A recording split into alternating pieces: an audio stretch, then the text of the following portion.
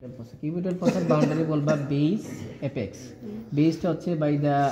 imaginary line joining the medial lateral epicondyle এপেক্সটা হচ্ছে এই যে প্রোটোটেরিস এবং ব্রাকিওরেডিয়ালিসের মিটিং পয়েন্ট আর medial boundary lateral boundary medial boundary হচ্ছে এই যে প্রোটোটেরিসের ল্যাটারাল বর্ডার আর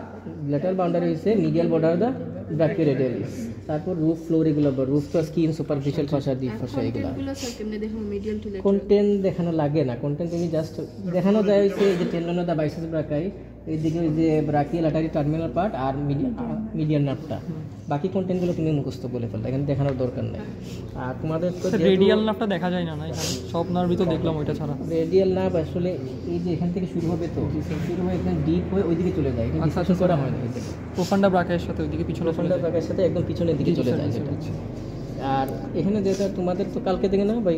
প্র্যাকটিক্যালের মধ্যে থাকবে নতুন এবার নিয়ম থাকবে তোমাদের আগে আসছিল তো ধরো প্র্যাকটিক্যালে এখানে তুমি ডিসেকশন এইদিকে সারফেস মার্কিং ওইদিকে রেডিওলজি